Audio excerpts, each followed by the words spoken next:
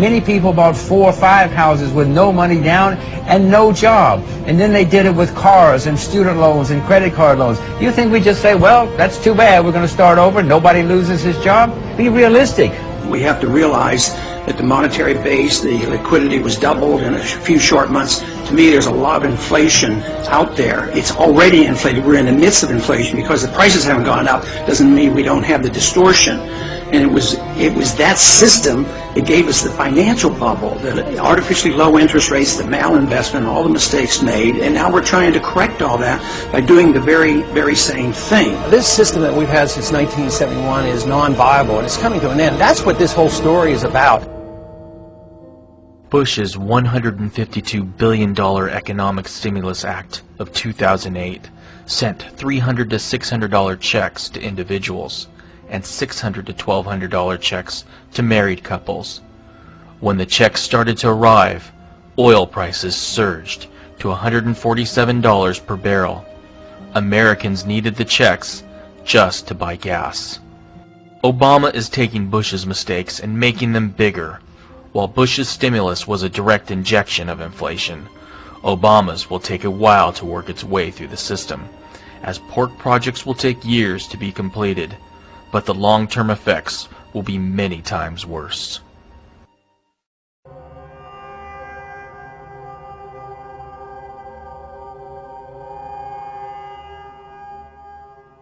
The Obama budget deficits, I mean, they dwarf anything that Bush had. I mean, it's ironic that Obama is now trying to criticize Bush for running up the deficit, as he's running it up through the roof, $2 trillion in his first term.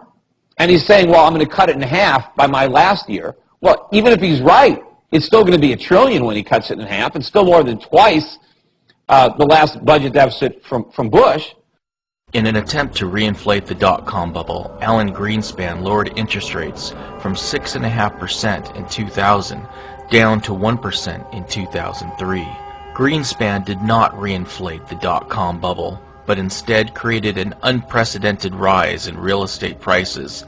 Now, in an attempt to reinflate the real estate bubble, Ben Bernanke has lowered interest rates from 5.25% in June of 2006 to their current level of 0%. Tell me, what is the worst case scenario? So we have so many economists coming on our air and saying, oh, this is a bubble and it's going to burst and this is going to be a real issue for the economy. Some say it could even cause a recession at some point.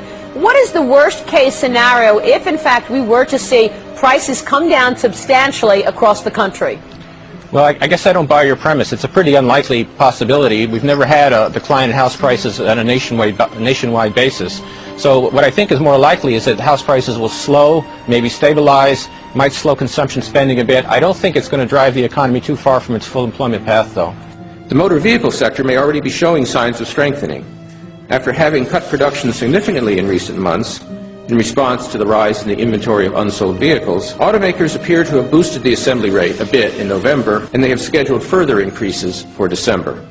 There's not much indication at this point that subprime mortgage issues have spread into the broader mortgage market, which still seems to be healthy, and the lending side of that still seems to be healthy. I'm hopeful that, and I'm confident, in fact, that the bank regulators will pay close attention to the kinds of loans that are being made.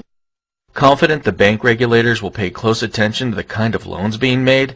Come on, Ben. How could you have confidence when the industry was pushing ads like this? That's not the point. What is the point? What? I love that house. Plus the schools. The kids are 3 and 1. They're gonna grow up. What? Suzanne researched this. This listing is special, John. You guys can do this. We can do this. Okay. Are you kidding me? This is awesome. See the size of that garage? Yes. Oh, that's great. Now let me get to work. And it wasn't just Ben Bernanke's incompetence. Congress did its part too. The only way they can pass this bill is by creating and sustaining a panic atmosphere. That atmosphere is not justified.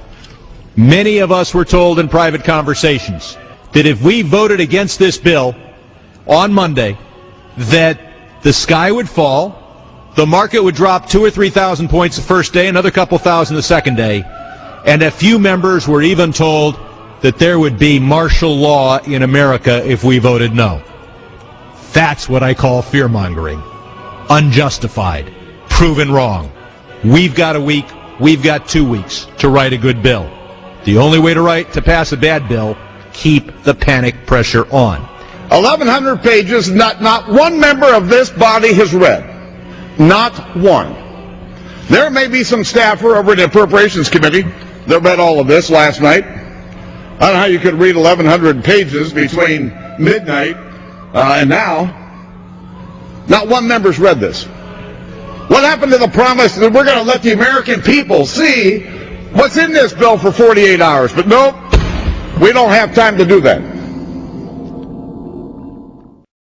This policy has never worked. The Americans tried it in the 90s. The policies which have worked, let people who make mistakes collapse, let people who are competent take over the assets from the incompetents and start over. Now what's happening is the governments are taking the assets from the competent, giving the assets to the incompetent, and saying, now you compete with the competent. This is not going to work. I mean, this is madness. The madness started in 1989 when the government set the precedent of bailing out failed institutions. Since then, it has spiraled out of control. Now our government prints trillions to bail out all sorts of private corporations. These companies used excessive leverage to recklessly speculate while paying themselves huge bonuses.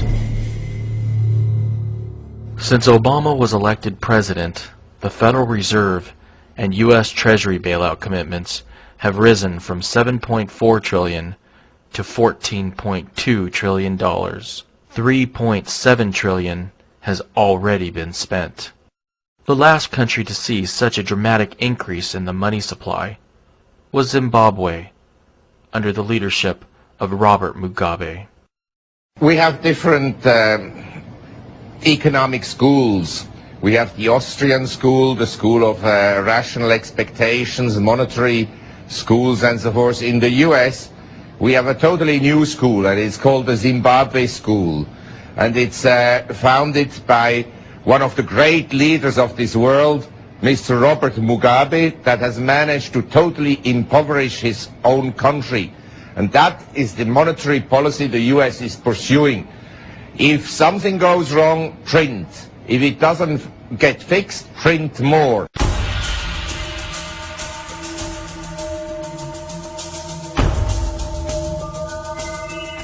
In February of 2006, Robert Mugabe directed the Zimbabwe Reserve Bank to print $20.5 trillion to buy foreign currency to pay off IMF debt. This caused prices of consumer goods to go through the roof, and in May of 2006, the Zimbabwe government announced they would print an additional $60 trillion to pay for a 300% salary increase for the soldiers and policemen. In August of 2006, 3 zeros were chopped off the currency to form a new Zimbabwe dollar.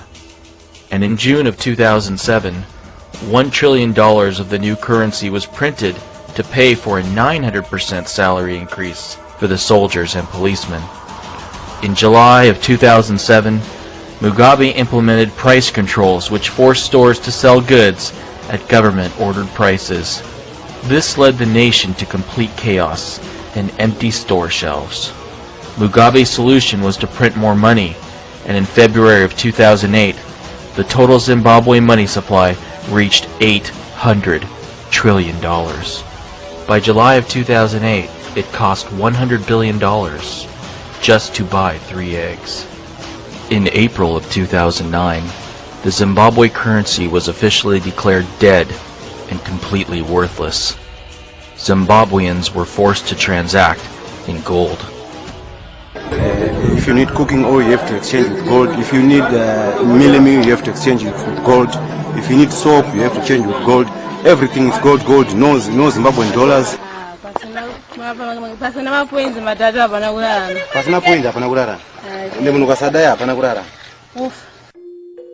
Gold has been universally accepted as real money for thousands of years. Unlike fiat currencies, Gold can't be printed out of thin air. Gold is expensive to mine.